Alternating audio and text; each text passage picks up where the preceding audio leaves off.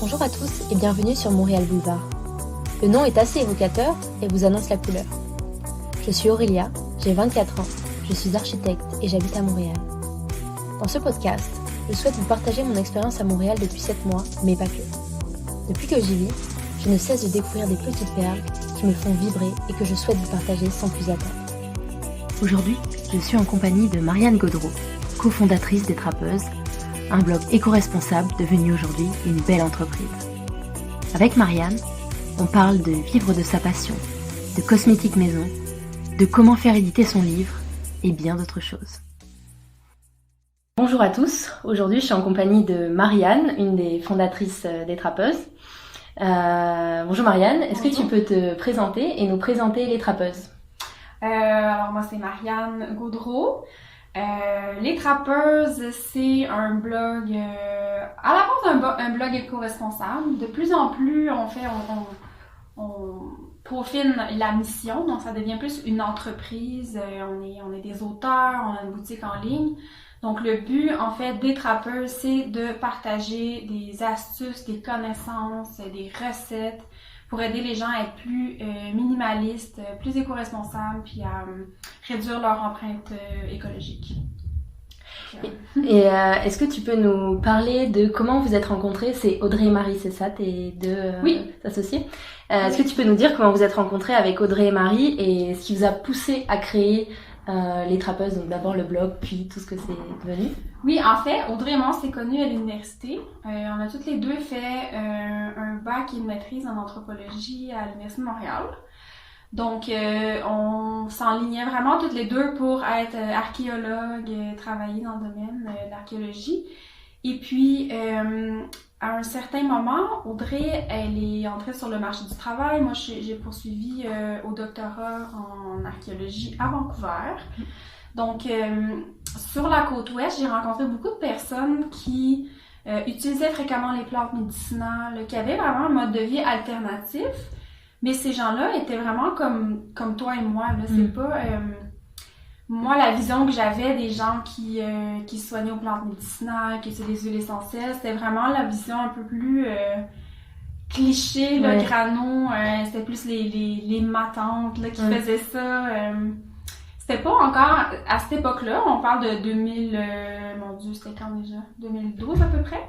C'était pas aussi répandu, aussi mainstream, aussi, en guillemets, normal de se laver les cheveux au bicarbonate de soude, de faire son déo avec 4 ingrédients. Là, c'était très... c'était un peu hippie, là. Ouais, presque mal vu, en fait. Presque mal vu, ouais. C'était vu un peu grano, mais avec une connotation hippie, mais négative. Ouais, c'est ça. C'est pour ça, d'ailleurs, que quand on a parti le blog au début, notre slogan, c'était un blog grano sans être hippie. Parce que l'idée, en fait, c'était de se réapproprier le terme grano puis lui redonner une connotation plus positive. Donc, aujourd'hui, on utilise le terme grano de façon très positive. Il y a beaucoup de gens qui ont recommencé à l'utiliser puis ils se disent eux-mêmes grano. Donc voilà, j'étais là-bas puis là, j'étais influencée par plein de gens. Puis là, je revenais au Québec puis je me rendais compte que personne de mes amis utilisait de plantes médicinales, personne ne fabriquait ses recettes.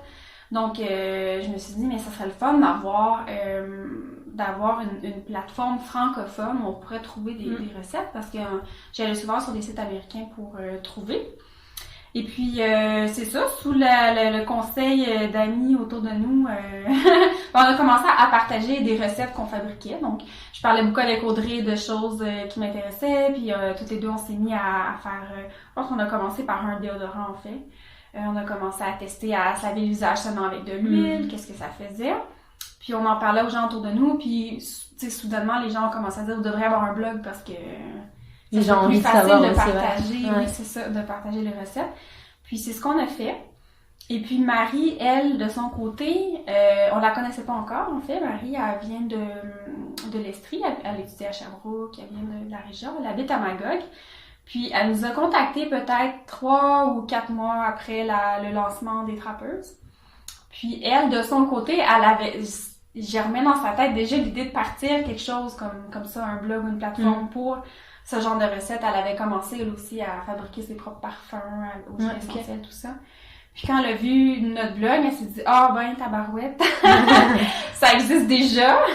Puis elle trouvait ça vraiment le fun. Puis elle s'est dit, ben je perds rien de leur demander s'ils accepteraient des collaboratrices. Parce qu'à cette époque-là, je crois que c'est encore juste moi et Audrey. On n'avait pas de collaborateurs externes qui s'étaient joints à l'équipe.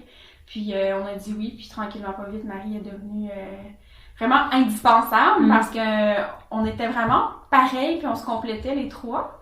On avait vraiment la même vision de ce qu'on voulait comme blog. Donc c'est ça, c'est comme ça qu'on s'est rencontrés. Et du coup, Marie, est-ce qu'elle a une formation en lien avec, je sais pas, la fabrication de produits cosmétiques ou alors c'est comme vous? Oui, Marie, elle a étudié en biologie, précisément en écologie, je crois. Donc, elle avait déjà un intérêt plus environnemental du côté de la fabrication des produits cosmétiques. Donc, elle a quand même une formation plus scientifique, pratico-pratique que nous. Tandis que moi et Audrey, on avait une formation scientifique, mais plus en sciences humaines. Donc, on a quand même une vision critique là, quand on cherche des recettes, des informations. On est très critique dans ce qu'on cherche. On fait quand même beaucoup de recherches pour s'assurer qu'on véhicule pas n'importe quoi. Mais en tant que tel, on n'avait pas nécessairement de formation en chimie ou en fabrication de cosmétiques. Là, ça a vraiment été de l'auto-formation. Et je voulais juste revenir sur le point, tu disais que donc c'est dans la côte ouest canadienne que tu t'es plus intéressée à ça et que tu commandais sur des sites américains tes plantes. À ton avis, à quoi c'est dû le fait que ça se soit d'abord né dans la côte ouest et puis aux États-Unis avant le Québec ou... Ben en fait, c'est pas nécessairement les plantes que j'achetais aux États-Unis, mais plus les blogs que je consultais. Je sais pas pourquoi, c'est plus... En fait, la côte ouest a toujours été un peu plus... hippie. Ben c'est ça, un petit peu plus ouverte à tout ce qui est alternatif. Peut-être que c'est la proximité avec l'Orient, en fait. Mais à Vancouver, c'est pas rare d'avoir des bureaux où il y a un médecin généraliste, un acupuncteur, un physiothérapeute. Donc, différentes approches à la santé du corps, à la santé mentale, à tout en fait, mais dans les mêmes bureaux. Alors, si le médecin généraliste, lui, il arrive au bout de sa capacité d'intervenir, mais il va référer peut-être au naturopathe qui, lui, a une meilleure connaissance de la nourriture, des suppléments. Donc, je pense que c'est vraiment ça qui fait que les gens là-bas étaient plus ouverts à ce genre de sujet-là, puis ça fait beaucoup plus partie de leur quotidien de toute façon. Puis peut-être au niveau du climat, je sais pas si c'est... Peut-être c'est vraiment plus facile de cultiver dans un climat, je sais pas. Je sais pas. Je sais pas parce que les plantes médicinales là-bas, moi je les achetais dans une pharmacie qui s'appelle Finlandia, qui est une pharmacie où il y a un pharmacien avec un comptoir à prescription et il y a un plancher où il y a des plantes médicinales, des capsules, un peu ce qu'on retrouverait chez un naturopathe là, dans une boutique de produits naturels. Donc les deux ils se parlaient, le médecin puis les conseillères en naturopathie. Mais je pense qu'au niveau, c'est surtout le fait que c'est beaucoup plus, en tout cas c'était plus répandu dans le monde anglo-saxon à cette époque-là. Et je pense aussi qu'en étant au Québec, je sais pas pourquoi, mais pour trouver des informations sur le web, souvent on les écrit en anglais, on fait une recherche de quoi en anglais. Donc tu tombes plus facilement sur des sites américains. C'est ça, on est tombé plus facilement sur des sites américains. Je sais pas pourquoi on a fait ça, on n'a même pas pensé de vraiment rechercher du côté de la France. Effectivement, quand on regarde du côté français, il y a beaucoup de vidéos YouTube de cosmétiques maison, Aromazone qui est en France. Aromazone, c'est vraiment... c'est ça. Une grosse référence, quoi, quand tu veux des huiles essentielles ou que tu veux faire tes produits. Fait que, je sais pas, c'est peut-être un amalgame de tout ça, le fait que j'étais dans un contexte anglophone aussi. Puis des fois, on conseillait des plantes, puis je connaissais les noms anglais, donc j'avais cette tendance-là d'aller faire mes recherches en anglais. Et puis on dirait que des fois, le fait de sortir de son quotidien, en fait, ça nous intéresse à des choses qu'on avait devant nous avant, mais qu'on voyait pas forcément. Est-ce que tu peux nous dire aussi pourquoi vous avez appelé ça les trappeuses? En fait, il y a plusieurs raisons, là. Au début, là, Audrey et moi, on avait un minuscule projet de fabriquer des bijoux avec des vieux bijoux qu'on remontait. Puis on avait appelé ça la trappeuse parce que il y avait une connotation avec le verbe attraper. Puis comme on cherchait un peu des bijoux vintage à gauche et à droite, il y avait vraiment cette connotation-là. Puis au début, quand on a commencé à partager certaines recettes, certains conseils écolos, on le faisait sur la page Facebook de la minuscule petite compagnie de bijoux, si on veut. Puis quand on nous a suggéré d'avoir un blog, il y avait, on était 3 au départ, en fait, avec une 3e personne qui est quand même partie rapidement. Mais c'est elle qui nous a aidé à monter le site web. Okay. Puis là, on s'est dit, là, on est rendu 3, on pourrait le pluraliser. Donc, on s'est dit les trappeuses, est-ce que ça a du sens? Puis ça faisait quand même, tu sais, le fait de trapper des choses, parce que là, il n'y avait plus le verbe attraper, c'était les trappeuses. Mais on se disait, le fait de trapper des choses dans l'imaginaire, c'est un peu comme aller chercher c'est un peu partir à la chasse de quelque chose. C'est ça, partir à la chasse d'informations. Puis c'est vraiment ce qu'on faisait, là, parce qu'au début, comme il n'y avait rien, il n'y avait vraiment pas de blog francophone, ce qu'on faisait, c'est qu'on fouillait un peu partout, puis on découvrait vraiment le monde du DIY. Puis après ça, on l'adaptait à notre sauce, puis on la partageait. Là, aujourd'hui, on est vraiment plus dans la création de nos propres recettes, nos propres produits. On est moins en train de fouiller pour voir qu'est-ce qui se fait ailleurs, pour ramener un peu les connaissances ici. Donc, mais reste qu'on est toujours dans cette optique-là d'aller chercher des nouvelles informations, puis surtout de les vulgariser, parce qu'une bonne partie de ce qu'on fait, c'est vulgariser les connaissances. Par exemple, les produits nettoyants, c'est tellement scientifique, toute la fabrication de produits nettoyants, qu'il faut absolument réussir à décortiquer tout ça puis à le vulgariser pour que les gens puissent comme inventer leur propre recette. Donc on est pas mal là-dedans ces temps-ci. Là, c'est de la grosse recherche. Et donc toi t'as fait des études d'archéologie, donc rien à voir avec ce que tu fais aujourd'hui, si ce n'est chercher. Oui, c'est ça. Oui et non.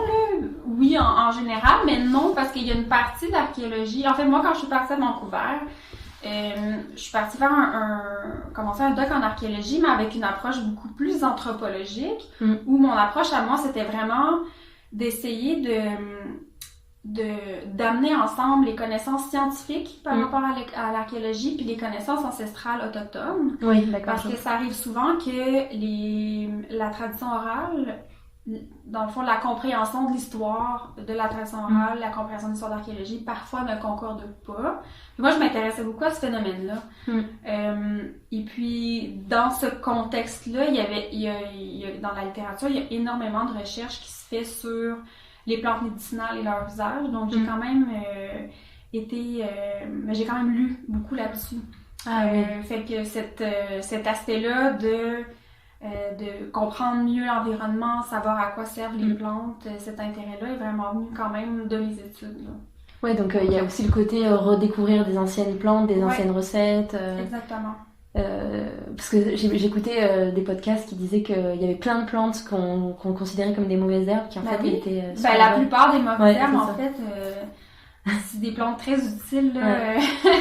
Les plantes qu'on pile dessus chaque jour, on les croise, tu sais, les gens achètent, il y a aussi plein de plantes médicinales que les gens achètent pour leur beauté, pour mettre dans leur parterre. Par exemple, l'échinacée, il y en a partout dans les parterres à Montréal, dans les petits...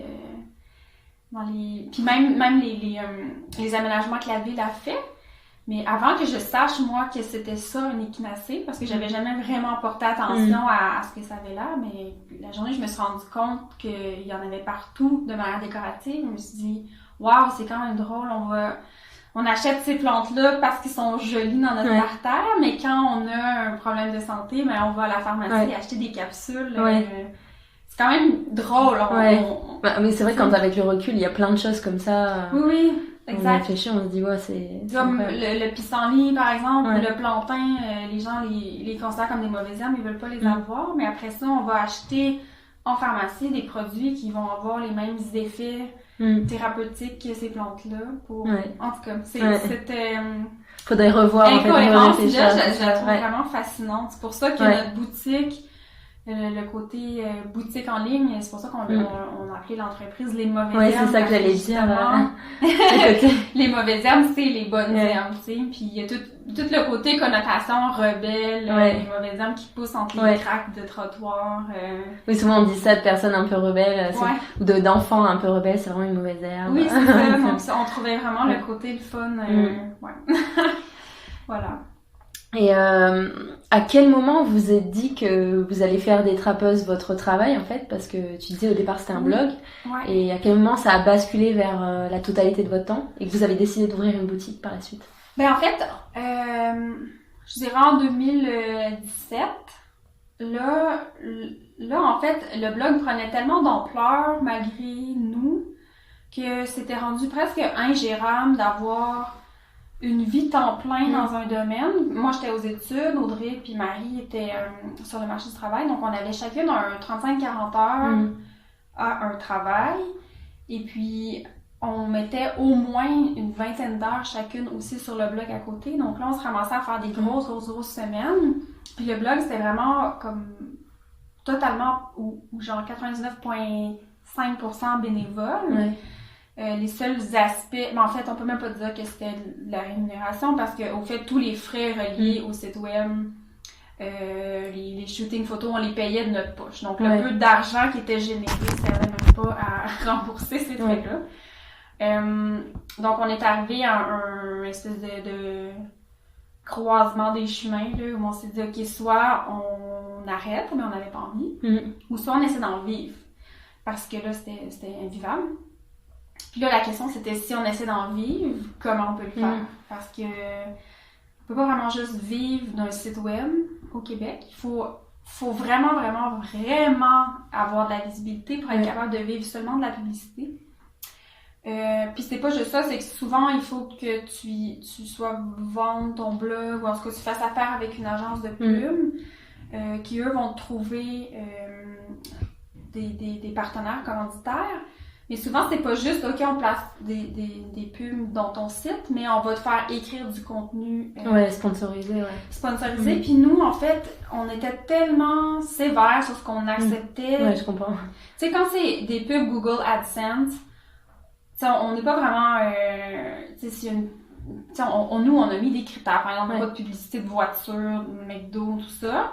Mais s'il y a une publicité, mettons, je sais pas moi, de champignons entre les orteils sur un de nos billets de blog, mais c'est pas nous qui a dit OK, oui, une pub de champignons, on trouverait ça vraiment fun. Tandis que quand c'est une agence, ben là, ils font vraiment des ententes avec une compagnie pour dire OK, cette pub-là va être placée là pendant tant de temps. Puis comme nous, on voulait pas la majorité de ces pubs-là, on les aurait pas acceptées, mais on se ramassait à pas vraiment être capable de faire du placement de produits. Puis ça aurait été tellement contre nos valeurs, ce qu'on essaie de véhiculer, que c'était vraiment pas une option pour nous.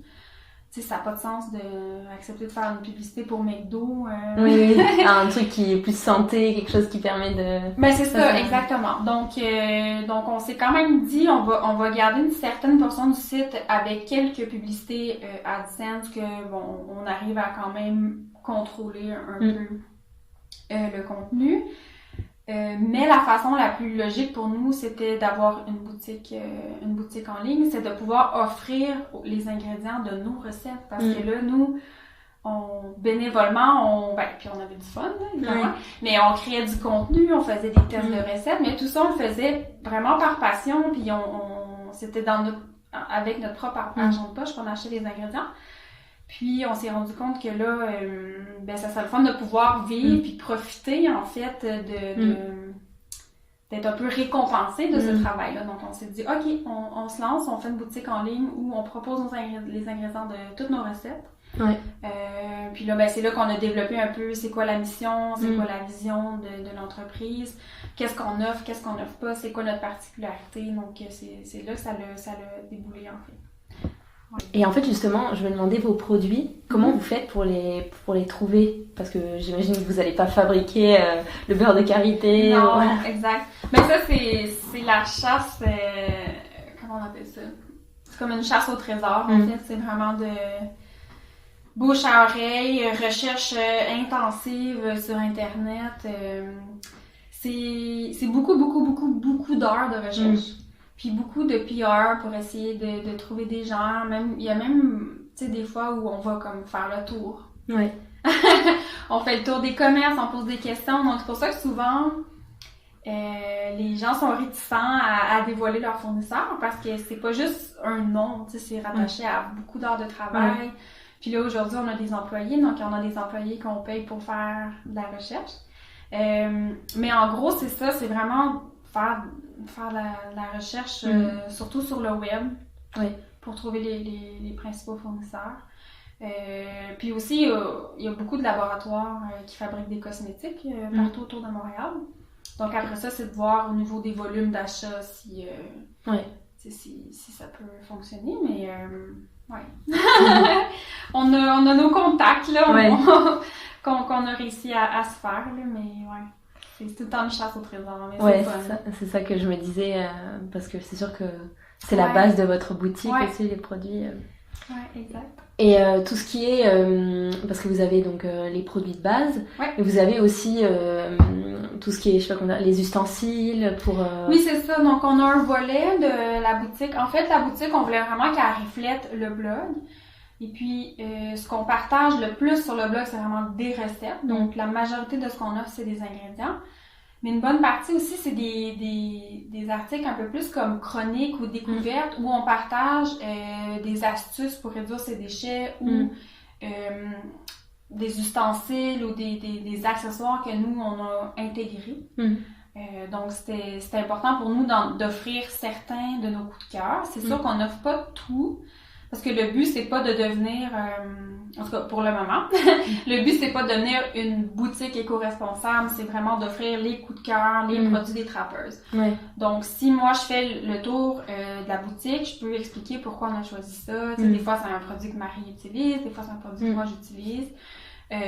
Des fois, c'est juste une alternative à un produit complètement banal. Par exemple, une brosse à cheveux.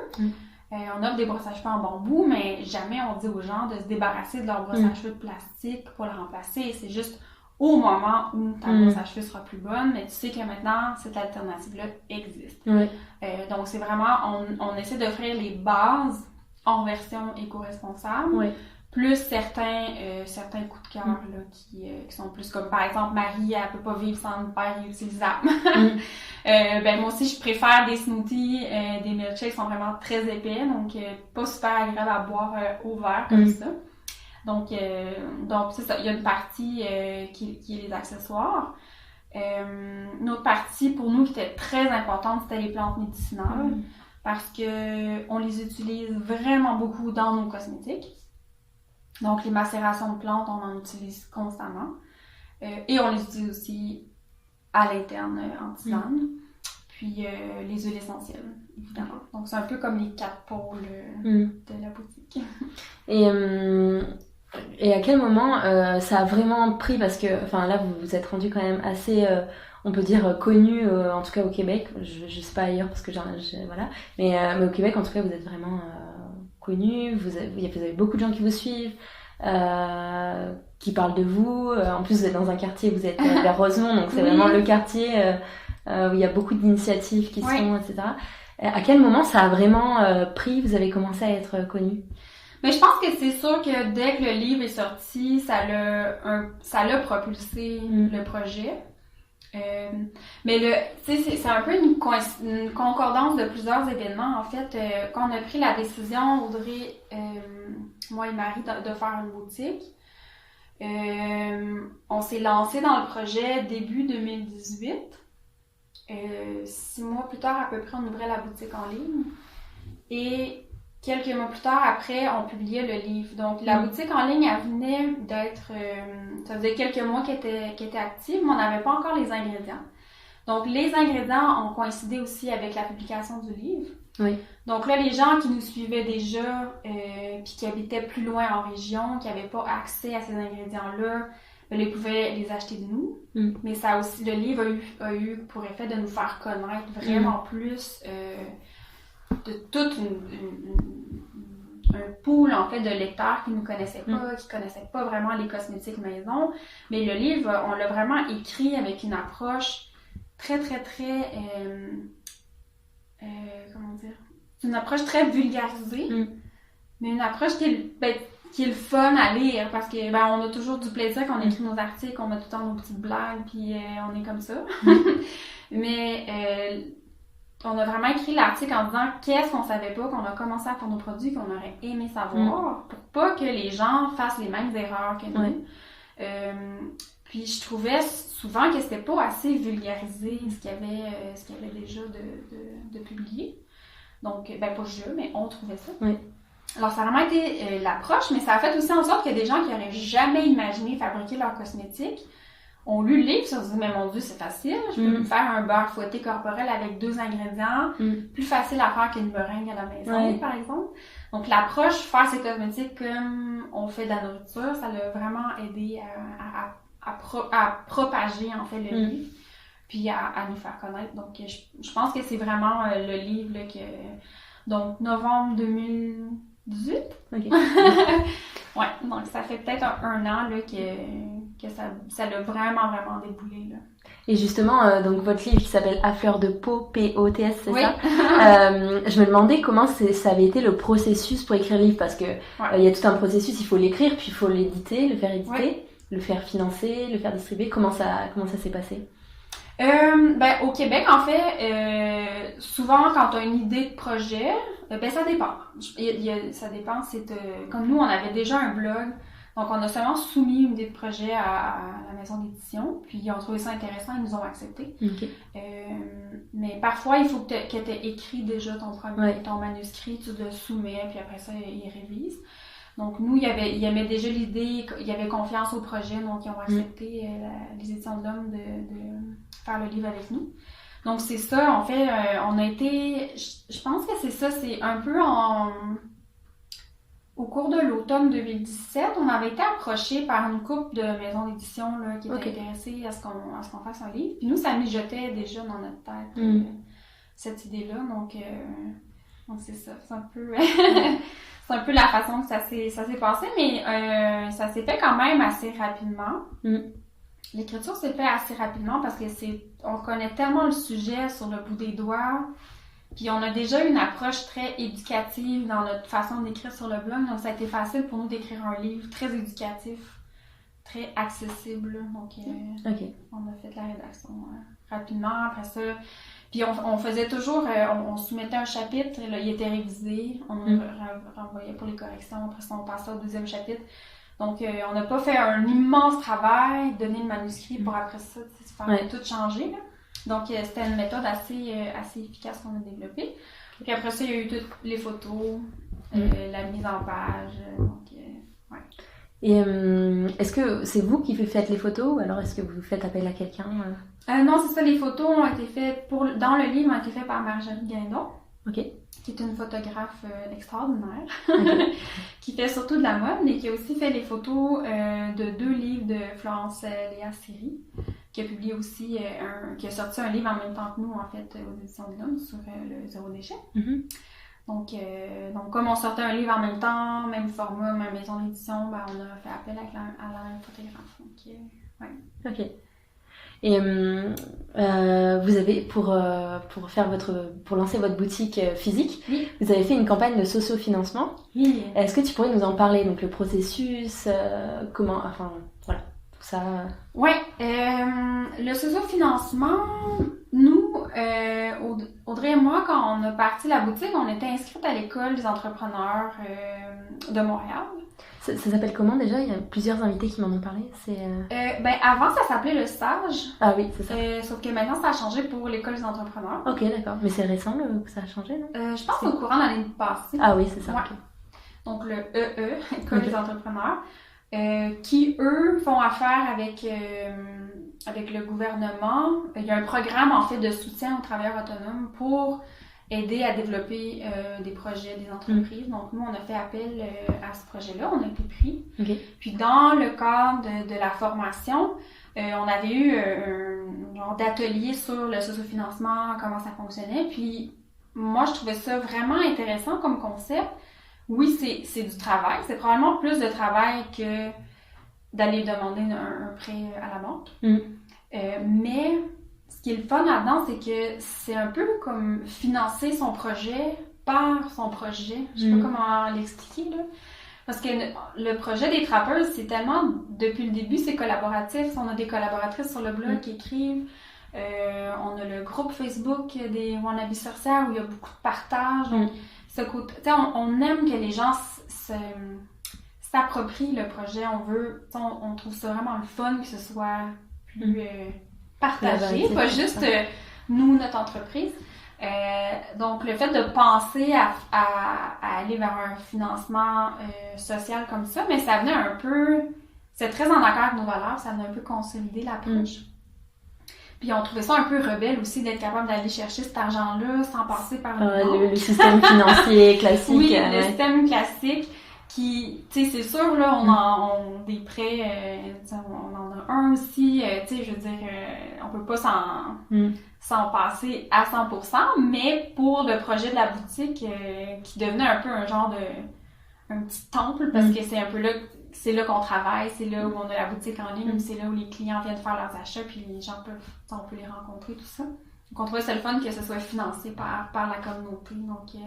Puis ça a tellement bien fonctionné, là on a dépassé de, je sais même plus, 508%, je pense, notre objectif. Ah oui, d'accord. Qui était de combien initialement? Ben c'est ça, initialement c'était 20 000,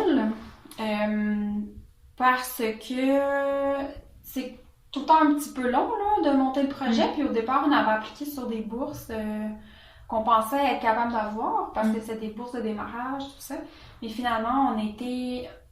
notre entreprise avait 13 mois d'existence au lieu de 12. Donc, puis à cause des délais, on a dépassé les délais sans trop le savoir. On n'a pas pu être admissible. Donc, au départ, on pensait avoir donc on les avait pas demandé dans le financement. Mais si on avait demandé le montant total, en fait, on aurait été proche du 70, 80 000, mais on a seulement demandé 20. Ok. Donc, une chance aussi. Parce que des fois, c'est pas facile à atteindre aussi. Ouais, non, vraiment. Vraiment, on a été surprise là, de l'engouement. Là, c'était c'était assez hallucinant de voir ça. Mais en même temps, on se disait, mais on répond à une demande, on répond à un besoin.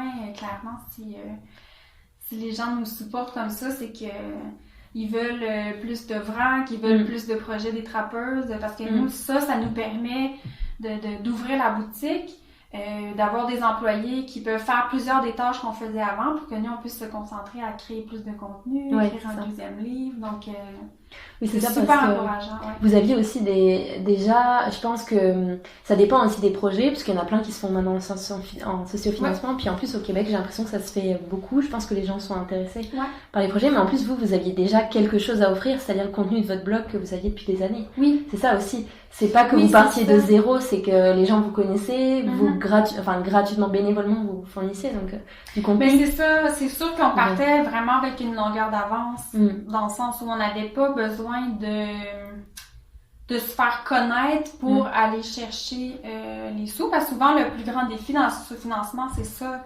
C'est que tu veux mettre sur pied un projet, mais tu dois en même temps aller chercher ta base de données, ou pas de données, mais ta clientèle que tu n'as pas encore, tu veux aussi aller être capable de la chercher pendant la campagne. Oui, c'est ça, parce que tu investis les gens, parce que j'imagine qu'il y a des contreparties, à chaque fois des choses comme ça, donc déjà ça fait une petite visibilité. Et en fait, par quelle plateforme vous êtes passé? Est-ce que c'est... On est passé par La Ruche. Ok, La Ruche, d'accord. Donc, c'est pour ça que c'est ça. C'est sûr que c'est difficile de... C'est dans le sens où notre cas est un cas... C'est un peu du cas par cas, si on veut. Notre cas est spécial. Parce qu'on avait déjà quand même un bon lectorat. On avait déjà les gens qui avaient lu notre livre. Donc, c'est un peu une démonstration du support, si on veut. Parce que, tu sais, des fois, les gens nous contactent pour nous demander c'est quoi notre recette pour comment ça a fonctionné. Mais c'est dur si c'est vraiment un nouveau projet qui part de zéro. C'est pas exactement les mêmes stratégies, mais il reste qu'il y a des stratégies qu'on a fait dans le socio-financement qui s'appliquent à tout le monde. Par exemple, comment on a choisi nos contreparties. Oui. Donc ça, tu sais, ça compte, là, si on peut partager l'expérience et aider les gens là-dedans. Oui, c'est ça, parce que vous par exemple, ma précédente invitée, c'était Viviane Lachapelle, donc qui a fondé la marque Lachapelle Atelier, qui est une marque de vêtements grande taille. Ouais. Et elle, par exemple, elle n'était pas connue à la base et elle a fait une vidéo qui était vraiment belle et qui a vraiment touché les gens, en fait. Ouais. Donc, mais vous aviez votre blog déjà, j'imagine. Enfin, c'était déjà ça la visibilité. Mais c'est sûr, c'est sûr que l'originalité du projet à la base là est super importante parce qu'il faut que tu montres que tu vas répondre à un besoin. Comme par exemple, un des projets qui était là un petit peu avant nous, je crois, c'était des stations de remplissage de bouteilles d'eau. Qui seraient installés pendant des festivités, par exemple. Puis ça coûtait, mon Dieu, je ne sais plus des chiffres, là, mais je pense que chaque station de remplissage coûtait quelque chose comme 20 ou 30 000 $. Puis là, eux, leur objectif, c'était d'en avoir plusieurs. Donc, je sais plus exactement, je me souviens même pas du nom de la compagnie, puis c'était quoi le concept, mais par exemple, pendant les Francopholies de Montréal, il pourrait y avoir 5 stations de remplissage de bouteilles d'eau. Ah oui. J'imagine que ça serait la ville qui loue la compagnie ou je sais pas exactement. Mais ça a fonctionné vraiment beaucoup. Ah oui. Parce que tu vas vraiment répondre à un besoin qui est criant, là. Oui, c'est ça. Que ce soit au niveau écologique, parce que pour éviter que les gens achètent plein de boissons sur place. Ouais, c'est ça. Mais au niveau, quand t'as besoin, les gens ont besoin de boire, puis il n'y a pas forcément à côté de... Ouais, c'est ça. Puis ça des choses qui ont du bon sens. Oui, puis c'était dans un peu une démarche aussi de il avait présenté des exemples de ce que les verres de plastique font dans l'océan. Donc, il y avait... En tout cas, c'était vraiment intéressant. Donc, je pense que c'est ça, de démontrer l'originalité du projet, comment tu réponds à ton besoin. C'est super important dans les campagnes de socio-financement. Et toi, c'est quoi ton rôle dans l'entreprise les tâches que tu réalises? Ben c'est le fun qu'on fasse l'entrevue maintenant, parce que si on l'avait fait il y a quelques semaines, je t'aurais dit que c'était le chaos puis je faisais n'importe quoi.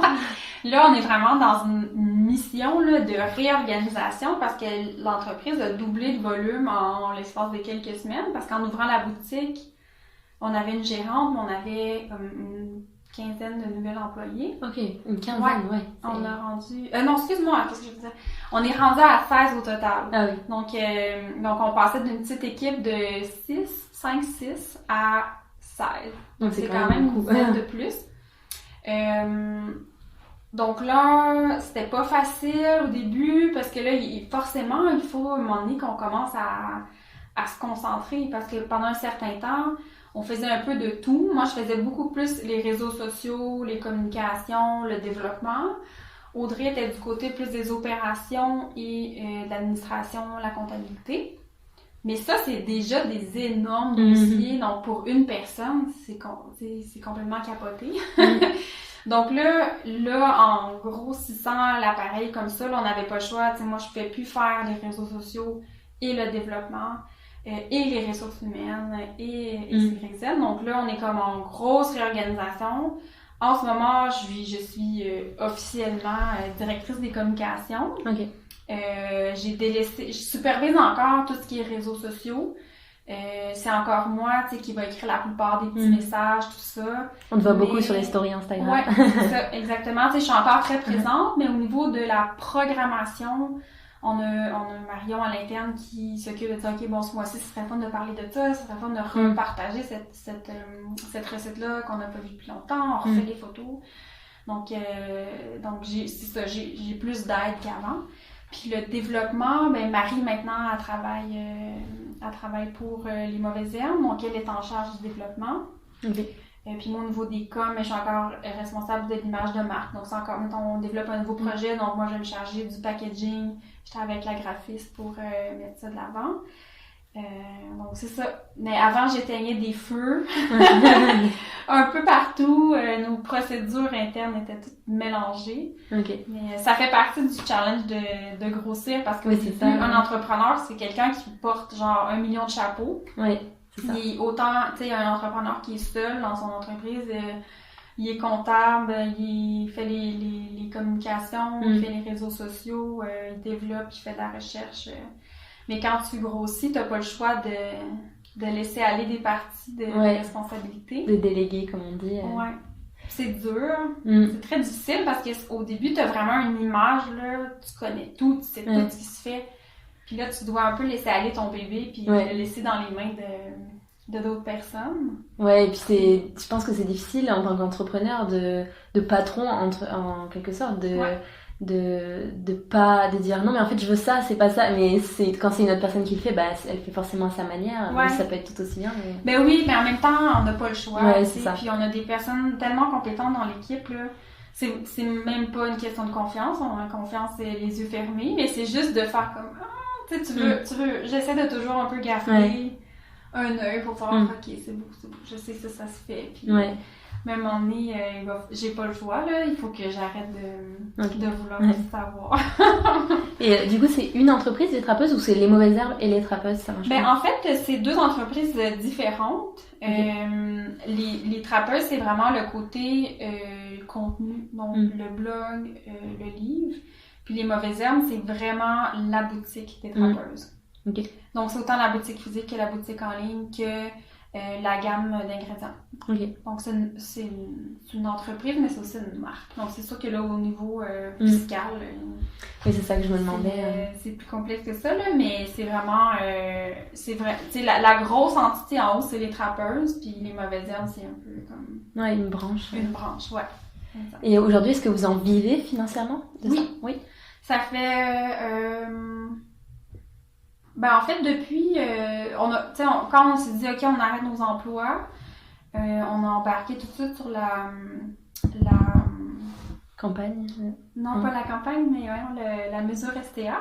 Puis on était financés. C'est quoi ça, la mesure? En fait, c'est ça, en fait, le programme du gouvernement qui est offert à travers l'École des entrepreneurs. Donc, c'est la mesure de soutien aux travailleurs autonomes, STA.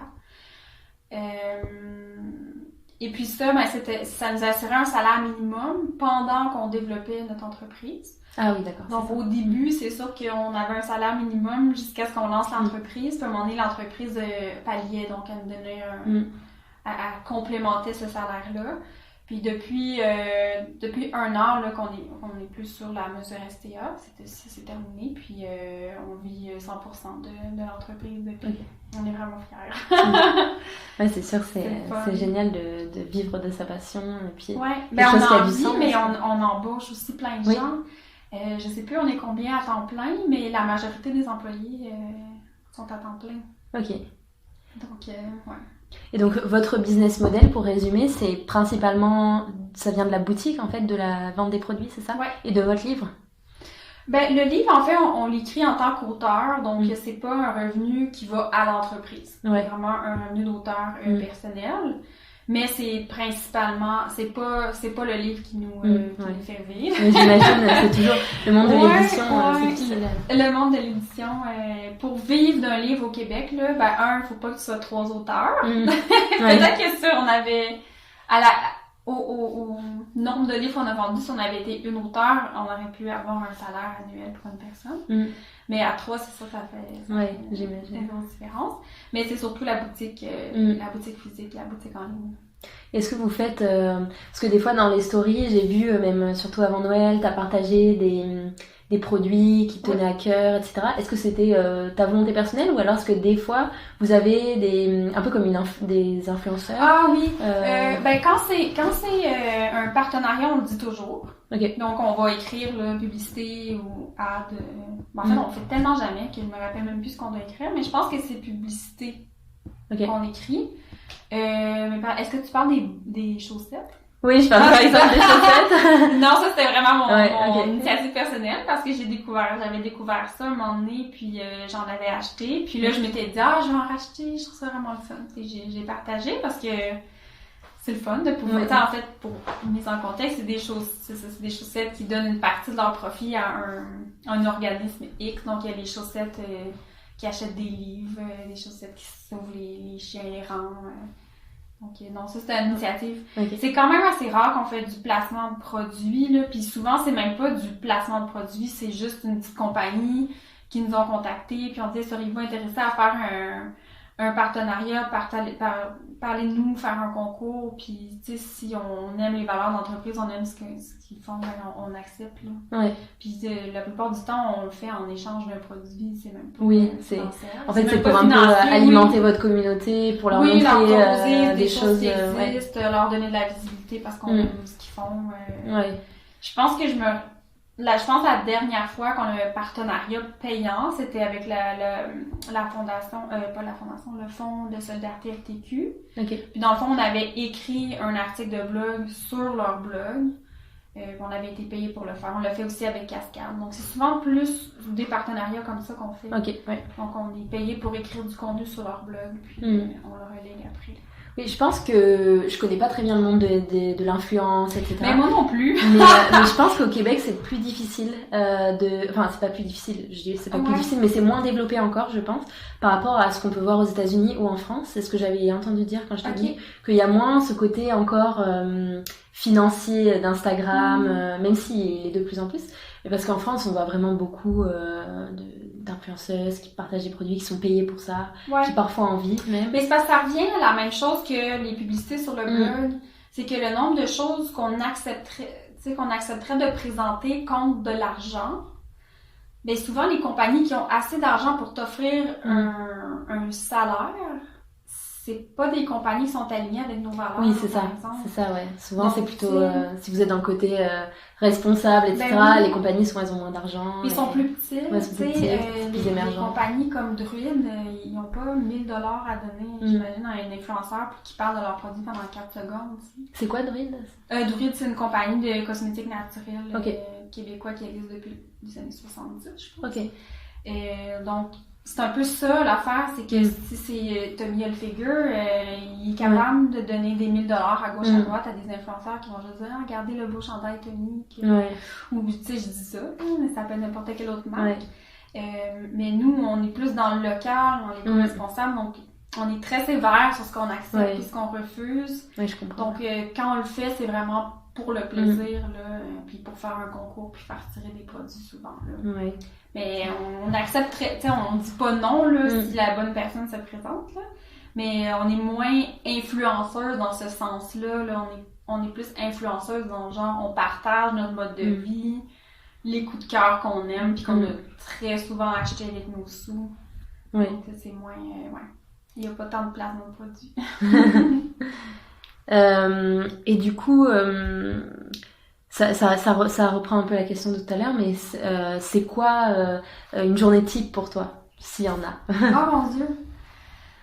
Ben c'est sûr que là, ces temps-ci, tu sais, on dirait que des journées types, il y en a pas depuis le début de l'entreprise, on dirait qu'il y en a plus, là. Parce qu'à chaque jour, il y a comme un nouveau défi ou un nouveau feu à éteindre. Mais là, ces temps-ci, ça commence à se calmer vu qu'on redéfinit nos tâches. Une journée type, mon dos. Premièrement, j'arrive puis je me fais un café parce qu'on a une nouvelle machine expresso fantastique. Après ça, je vais faire un tour sur mes courriels. Il y a étonnamment beaucoup de courriels. Je pensais pas devoir gérer autant de courriels en étant entrepreneur. Tu veux dire des courriels plutôt de côté fournisseur administratif ou alors de personnes qui vous écrivent, de personnes qui vous suivent? C'est surtout des demandes de collaboration, de partenariat ou de commandite. Vraiment beaucoup. Puis comme moi je suis plus du côté des coms, ben souvent c'est notre adjointe, ben c'est à moi qui transfère les demandes. Donc il y a beaucoup de courriels. Donc un tour là-dessus. Après ça, je passe une bonne partie de ma journée à faire du développement, des recherches. Comme là, on est en train de monter un projet qui va sortir au mois de mars. C'est vraiment excitant. Donc, je travaille beaucoup avec la graphiste pour faire tout le côté packaging de ça. Après ça, avec Marie, nous, on regarde le développement, quels nouveaux ingrédients on veut ajouter en boutique bientôt. On s'arrête sur les ingrédients. Après ça, moi, je regarde avec la graphiste pour faire les étiquettes, qui va faire commander les étiquettes par les opérations. Là, ces temps-ci, on est en train de préparer la retraite aussi, parce que dans le socio-financement, on avait une journée de retraite au monastère des Augustines, donc le 29 février. Donc, on est en train d'organiser ça. Puis Puis on avait aussi une journée de création qui s'est passée le 25 janvier, où on invitait 5 personnes à venir co-créer un savon à leur nom. OK. Dans la nouvelle collection de savons qui va sortir au mois de mai. OK. Donc ça, on le fait. Donc il y a beaucoup d'événementiels là, dans mes journées aussi ces temps-ci. Ce qui laisse moins de temps pour la création. Mais je me garde toujours des plages horaires dans ma semaine pour faire de la création, tester des recettes. Parce que c'est pour ça qu'on a commencé à faire le projet. Faut donc, pas perdre la passion, le goût de ce que vous aimez. Ouais. Exactement, parce que c'était un hobby. Puis là, ben, si on fait plus ça, ben, c'est comme si on avait perdu notre hobby. Donc, ouais. Malheureusement. C'est pas, j'adore ce que je fais, je suis toujours contente de venir au travail, puis si je m'arrêtais pas, je travaillerais tous les jours, là. Mais il y a beaucoup plus d'administration. Oui, c'est souvent ce que les entrepreneurs disent. Ouais, exact. Parce que souvent, tu deviens entrepreneur parce que tu veux transformer ta passion en entreprise, puis là, tu te mets à tomber dans le côté plus administratif, puis ce que tu aimais faire de tes mains, ben souvent, tu dois tu délègues à quelqu'un, ouais. Parce que c'est dur de déléguer la gestion de l'administration. Ouais, c'est ça. La direction que tu veux donner à ton entreprise, c'est toi qui le fais. Ouais. Mais le reste peut être, ouais. Exactement. Donc là, c'est un petit peu difficile, mais j'aimerais ça avoir au moins une journée complète par semaine que pour la création de contenu. Donc, ça s'en vient. Et du coup, tu l'as un peu dit, mais c'est quoi qui te réveille, qui te motive à te lever le matin? Ah mon Dieu, tout! Pour vrai, je n'ai jamais été aussi heureuse que depuis qu'on travaille à temps plein pour les trappeuses, en fait. Tout, l'équipe est tellement le fun, la boutique est un paradis, donc nous, on rentre toujours par l'avant. Fait qu'on rentre la boutique est zen, ça sent bon, c'est beau. C'est vrai qu'elle est très belle. Après ça, on va s'asseoir pour travailler, nos employés, nos collègues de travail sont tellement... C'est des perles, donc on est entouré, on rit toute la journée. Tout est le fun, on a vraiment créé. C'est ça que je disais au début, c'est que quand tu deviens entrepreneur, c'est que tu choisis avec qui tu travailles en fait. Puis depuis le début du projet, on dirait qu'on a juste des personnes extraordinaires qui gravitent autour de nous, tu sais. Nos photographes, notre graphiste. Pas pur hasard, mais au début, quand je cherchais à se faire un visuel, j'avais écrit sur les femmes de tête, qui est un groupe sur Facebook. Okay. Si des gens connaissaient des graphistes, qu'on aimerait faire les visuels de plantes, tout ça. Puis Andréane Dionne de Acétate La Boîte, en fait, c'est elle qui nous a contactés pour dire « Ah, moi je serais intéressée, j'ai regardé ce que vous faites, puis je pense que vous pourrez être un bon fit, ça nous rejoint. » Puis écoute, c'est un amour inconditionnel qu'on a là, envers l'autre, parce qu'elle pourrait pas mieux représenter ce qu'on voulait représenter. Oui, c'est vrai, parce que vous avez une charte graphique qui est vraiment belle. C'est ça que j'allais vous demander, d'où elle vient, comment vous l'avez... Ben c'est ça, en fait, c'est un peu un hasard, là, mais j'ai fait une demande, elle nous a contactés. Puis ça a déboulé comme ça. Elle est tellement talentueuse, cette fille-là, ses illustrations. Tu sais, c'est une artiste à la base, là, c'est une illustratrice qui est aussi graphiste, donc elle illustre tout à la main. Ah oui, c'est ça, parce qu'on sent vraiment qu'il y a une patte, vraiment des dessins très fins, des traits... Puis à chaque fois qu'on fait un nouveau projet avec elle, puis elle nous envoie un nouveau visuel, là, on est comme... on est comme, ah mon Dieu, ça fait bon ça! Comme si ça ne pouvait pas être plus beau que ce que c'était, puis à chaque fois, c'est toujours plus beau. Donc, je suis plus gênée avec ça, mais c'est ça. Donc, on a comme rencontré tellement de gens fun, puis qui sont prêts à partager, puis qui t'amènent plus loin. En tout cas. Donc, c'est vraiment la beauté d'être entrepreneur, c'est ça, c'est de choisir les gens avec qui tu travailles, puis de t'entourer de gens qui te stimulent, puis qui te motivent. Oui, c'est ça. Je changerais pas... Je pourrais pas retourner comme employé. J'aime trop ça, j'aime vraiment trop ce que je fais. C'est pas que je tripe sur l'entrepreneuriat, là, c'est juste que je tripe vraiment sur notre projet. Puis avoir la liberté de faire ça tous les jours, puis de prendre des décisions, puis de décider l'entreprise, comment va être, c'est quoi notre relation avec les employés, tu sais. Comme nous, c'est important pour nous d'offrir des bonnes conditions de travail. Puis au début, quand on a engagé nos premières personnes, on leur a dit, en ce moment, on est super nouvelles, on n'a pas encore beaucoup d'expérience puis de mois d'exercice financier. Donc là, on leur a dit, on doit commencer par un salaire minimum, mais sachez que pour nous, un salaire minimum dans notre entreprise, on considère que ça devrait être au moins 15 $. En bas de ça, c'est vraiment pas assez haut. Donc, on leur a dit, aussitôt qu'on est capable, on va vous augmenter. Okay. Puis ça a pris, je pense, 3 ou 4 mois, puis on a été capable d'amener tout le monde en haut à ce salaire-là et plus, dépendamment des responsabilités. Puis on n'a pas fini, on trouve que 15 c'est encore trop bas, puis on veut continuer d'augmenter jusqu'à ce qu'on arrive à un salaire qu'on trouve quand même adéquat. Donc ça, c'est important, puis c'est le fun d'avoir ce pouvoir-là, de dire, tu sais, moi, je trouve que ce travail-là, ça devrait être mieux payé, tu sais... Renverser un peu ce système-là, parce que finalement, dans ce monde ultra-capitaliste, où il y a des personnes qui sont en bas de l'échelle, les personnes plus haut, en fait, finalement, c'est donner la possibilité aux gens de s'exprimer, peu importe leur métier. Et pour nous, c'est super important, puis on se dit toujours, si nous, on faisait ce travail-là, combien on aimerait avoir, tu sais? C'est pas... Parce que nous, on se dit, on n'a pas fait des études en marketing, on n'a pas fait des études qui fait qu'on est là, donc c'est peut-être plus facile pour nous de se dire, de comprendre la position d'une personne qui fait l'emballage des colis, par exemple. Parce qu'on aurait pu, nous aussi, être emballeur de colis dans une compagnie qu'on aimait, tu sais. Puis, emballeur de colis, c'est juste que la tâche n'est pas moins importante, c'est juste qu'il y a peut-être moins de responsabilité, par exemple, que la personne qui est en charge de faire les commandes ou les achats. Fait que c'est vraiment juste une question de responsabilité.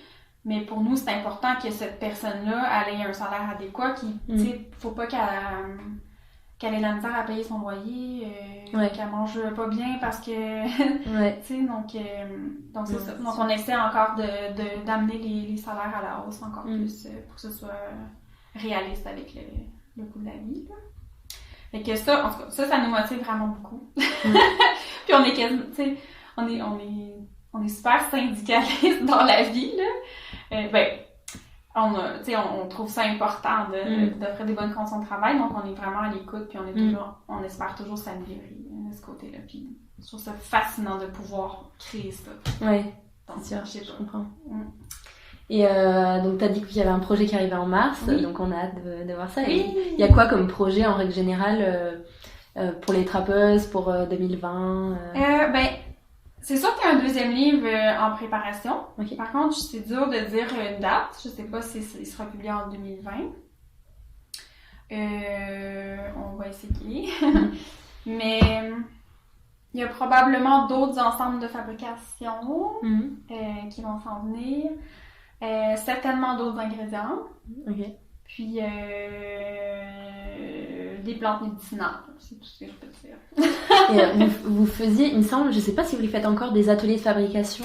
Oui, je sais pas si vous les faites toujours. On en fait encore, on en fait moins qu'avant parce que on a, en tout cas, il y a tellement de choses à gérer, là. C'est parce qu'on essaie d'en développer aussi à l'interne, parce qu'on a des employés vraiment extraordinaires. On a une savonnière dans l'équipe là, qui fait des savons depuis des années. Elle fait aussi ses shampoings solides depuis des années.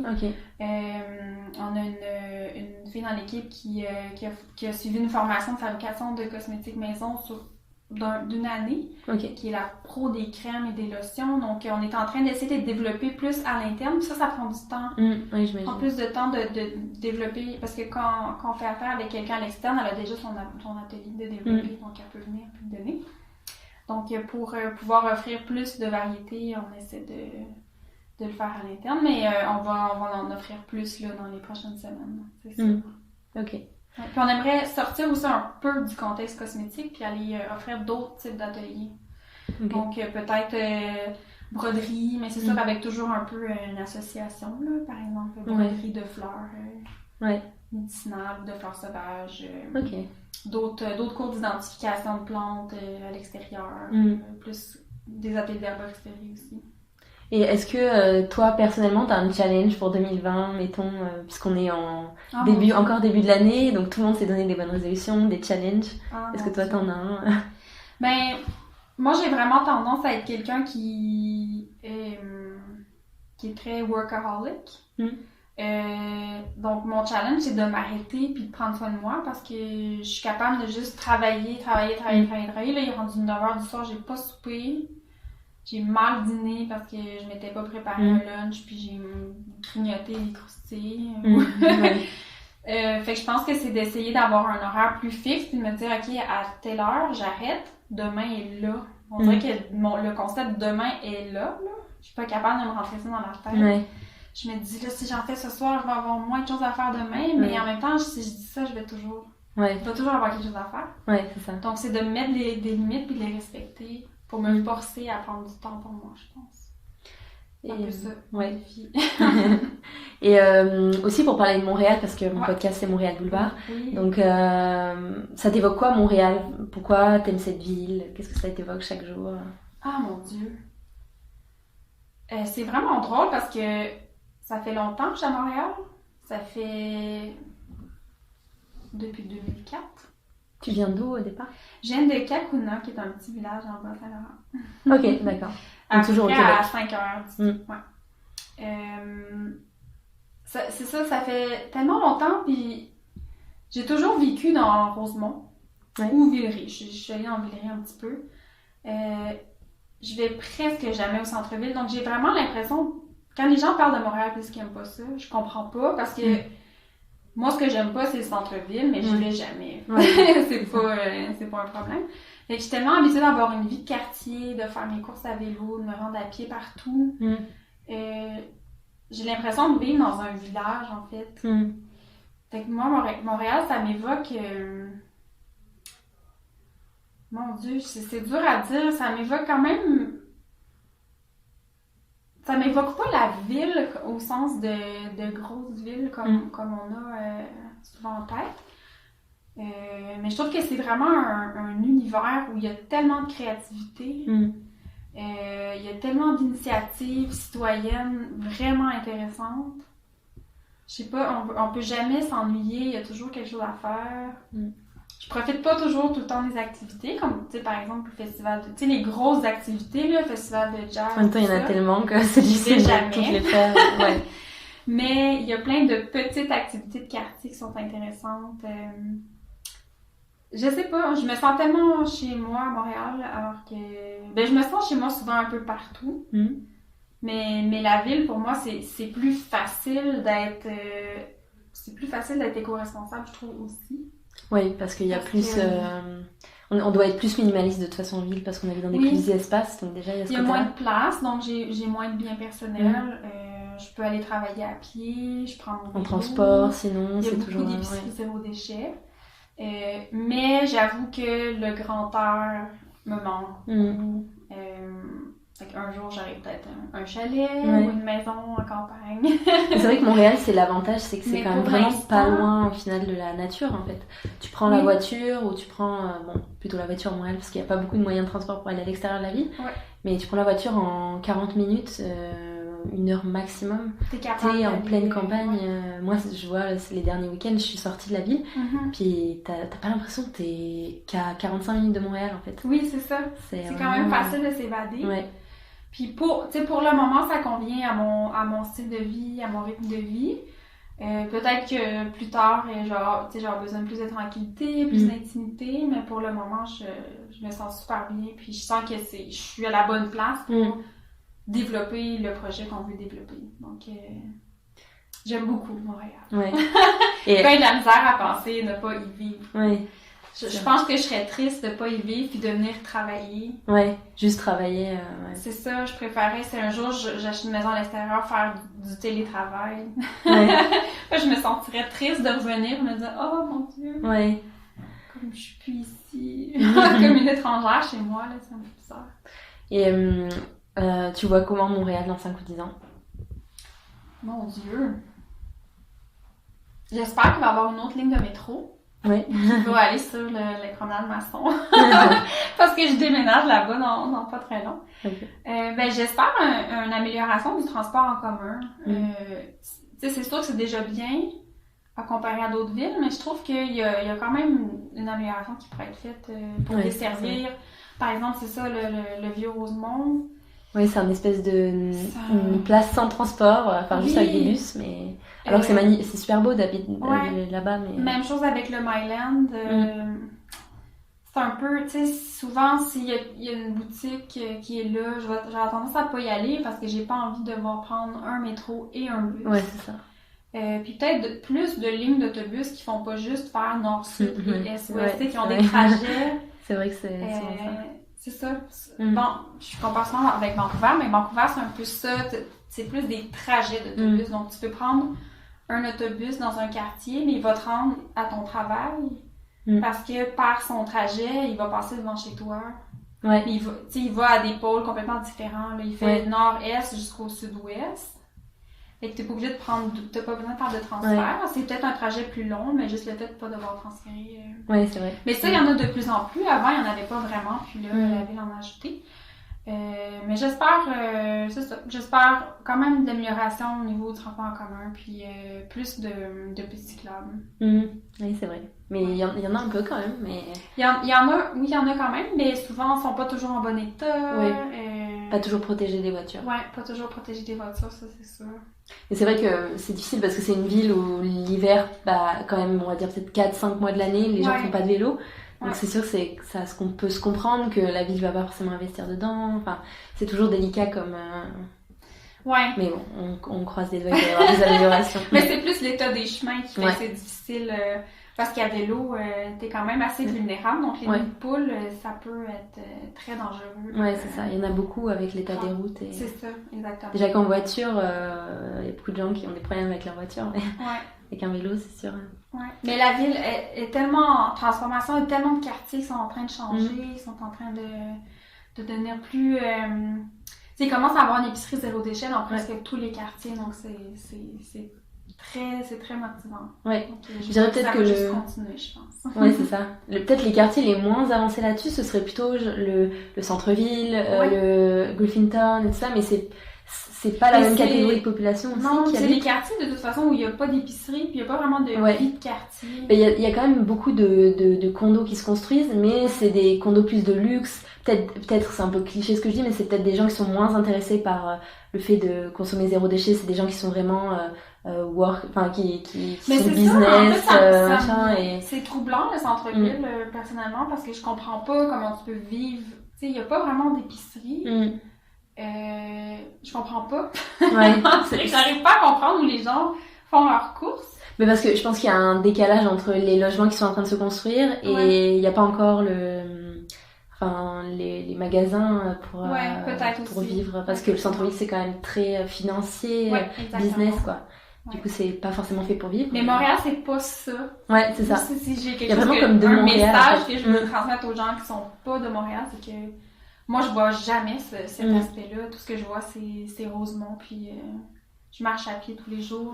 Tu sais, je croise des enfants, des chiens. Tu sais, c'est un peu comme être dans une petite ville. Ouais, c'est ça. Parce que Rivière-du-Loup, qui est à côté de Kakuma, c'est une ville. Mais c'est tout petit, là, comparé à Montréal. Mais j'ai l'impression d'avoir le même style de vie. Même encore mieux, parce que dans les petites villes en région, souvent, les choses sont quand même éloignées. Il faut prendre la voiture pour se déplacer. Oui, c'est ça. Ouais, non, mais je comprends tout à fait ce que tu dis, parce que moi, j'habite à Hochelaga, donc c'est un peu même... Il y a beaucoup d'épiceries zéro déchet, tout ça. Et ça fait vraiment vie de quartier. Et puis, je travaille vers Rosemont, dans le nord du Myland. Donc du coup, le centre-ville, en fait, je fais juste mon chargement le matin à Berry-UQAM, c'est tout. Oui, c'est ça. J'y vais quasiment jamais. Et pour moi, c'est vraiment comme un autre monde où les gens sont en costume, où ils sont, ils vont dans les tours, travaillent dans des tours, alors que moi, c'est pas du tout ce que je vis au quotidien. C'est ça, exact. C'est un peu comme regarder de l'extérieur une image de New York puis voir juste Times Square. Tu sais. Ouais, c'est ça. C'est sûr que moi, ça m'intéresse. Ouais, c'est ça. Tu compares, t'as Brooklyn puis t'as Times Square, mais c'est pas du tout. Ouais, c'est pas du tout la même chose, Ouais, je comprends tout à fait. Mais je pense que ça, c'est très Amérique du Nord aussi, parce que moi, en tant qu'Européenne, souvent les villes, elles sont plus, enfin, en tout cas en France, puis dans les pays limitrophes, les villes sont peut-être plus homogènes. Oui, il y a moins de districts financiers. Il y en a, mais ils sont plus à l'extérieur de la ville, en fait. C'est l'inverse de l'Amérique du Nord. Tu vois, Paris, c'est la Défense, bon, Paris, c'est une petite ville comparée à Montréal, mais c'est plus petit que Montréal. Oui, en termes de superficie, c'est beaucoup plus petit. Mais Montréal, c'est très étalé et c'est beaucoup moins dense, donc il y a moins de population. Okay. Mais Paris, c'est vraiment une petite ville, ça fait 8 km par 10, donc c'est vraiment pas long, que tu peux traverser à pied en 1 heure Paris. Et en fait, le district financier, c'est la Défense. Donc ça fait même pas partie de Paris, c'est collé à Paris, mais c'est un endroit où tout le monde va travailler là-bas. Enfin, tout le monde, une bonne partie, mais sinon, moi, par exemple, j'y suis quasiment jamais allée. C'est un peu en banlieue, en fait. C'est en banlieue, c'est ça. Alors, donc les gens vont en banlieue pour travailler dans le district financier. Et les villes quartiers, les petits quartiers, mais je pense que c'est valable dans plein de villes européennes, c'est vraiment, tu vois, comme Rosemont, des petits Hochelaga, tout ça, tu peux retrouver cette ambiance-là dans plein de quartiers différents. À Paris, tu peux choisir d'habiter dans tel ou tel quartier, ce sera telle ou telle ambiance, mais ça reste, et tu peux marcher à pied, tu peux aller au restaurant, tu peux aller au café, t'as des bibliothèques dans chaque quartier, enfin tu vois, c'est vraiment... Et du coup, je pense que c'est très nord-américain d'avoir le centre-ville au milieu et d'autres quartiers résidentiels autour. Ben oui, effectivement, parce que les villes se sont développées beaucoup plus tard qu'en Europe, évidemment. Et que ça s'est développé aussi un peu à une époque où les gratte-ciels commençaient à se faire construire. Je veux dire, ça a été plus facile d'intégrer ça au centre des villes qu'en Europe où les villes étaient déjà construites longtemps. Ouais, c'est ça. Puis ça a été construit autour de l'automobile aussi. Ouais. Donc c'est... Comme je suis architecte, moi c'est des questions qui m'intéressent pas mal, mais c'est pour ça qu'on a des autoroutes qui traversent Montréal de part et d'autre, alors qu'en Europe c'est pas forcément le cas. Mais c'est intéressant à comprendre, c'est ça. Ouais, vraiment. Est-ce qu'il y a une personne qui t'inspire au quotidien? Oh, mon Dieu. Une ou des, ou ça peut être une personnalité fictive, réelle, connue, pas connue. Ben, en fait, je vais dire la première chose qui m'est venue à la tête. En fait, je dirais que c'est Audrey et Marie parce que sont mamans. Okay. Puis, on dirait que j'arrive pas à comprendre comment ils sont capables de faire tout ce qu'ils font en ayant la charge mentale d'avoir un enfant aussi. Tu sais, moi, je travaille fort, mais quand j'arrive à la maison, je peux vraiment décrocher puis me dire, OK, je rentre. Je me fais quelque chose de rapide ou je me commande une poutine. Je cherche une poutine à côté. Puis, si j'ai pas envie, je passe la soirée à écouter des films. Puis mon chum, il fait ses affaires, puis c'est tout. Tandis que quand t'as un enfant, ben, tu commences un deuxième shift de travail. Oui, c'est ça. Donc, ça, moi, ça m'inspire vraiment beaucoup parce que je me dis, mon Dieu, mais ils sont capables de faire tellement de choses. Je sais pas si c'est le propre de la femme, là. Ben c'est sûr qu'aujourd'hui, les tâches parentales sont beaucoup plus partagées qu'avant, mais je trouve ça quand même fascinant. Surtout Marie, là, en ce moment, qui a son bébé avec elle à la maison. On fait des réunions Skype à tous les mardis avec elle, puis elle a son bébé dans le porte-bébé, puis je la vois faire des sauts, là, puis elle écoute ce qu'on dit, puis elle est quand même à l'écoute de son bébé en même temps. Donc, c'est vraiment la capacité de faire plusieurs choses en même temps comme ça ça m'inspire. Je dirais que c'est ça qui m'est dans la tête en premier. Okay. Ça fait un peu... Non, mais c'est intéressant. un peu licheuse de mes collègues. Non, mais c'est très intéressant. Et mais puis, et enfin, une œuvre peut-être que tu conseillerais à nos auditeurs qui t'a inspiré dans ton quotidien. Ça peut être n'importe quoi. Une œuvre, mon Dieu. J'ai tellement l'impression d'être déconnectée là, depuis qu'on a parti d'entreprise. Là, je suis comme plus trop au courant des nouveaux disques, les nouveaux, tu sais, comme auteur-compositeur. Ça fait tellement longtemps que j'ai pas lu de livre. Mon Dieu. Si t'en as pas, c'est pas mais j'en ai sûrement. Ouais. Mais peut-être qu'il aurait fallu que je réfléchisse plus longtemps. Ben, peut-être, mon Dieu, tous les albums de Neil Young, je pense qu'on les écoute en boucle à la boutique. Ok. C'est pas vraiment ben oui, c'est une œuvre, mais... C'est Neil Young? Neil Young, ouais. Okay. C'est un chanteur canadien un peu folk, je dirais. Ok. Un peu son propre style à lui. Ok. C'est une musique qui est très authentique, qui est très vraie. Puis Ok.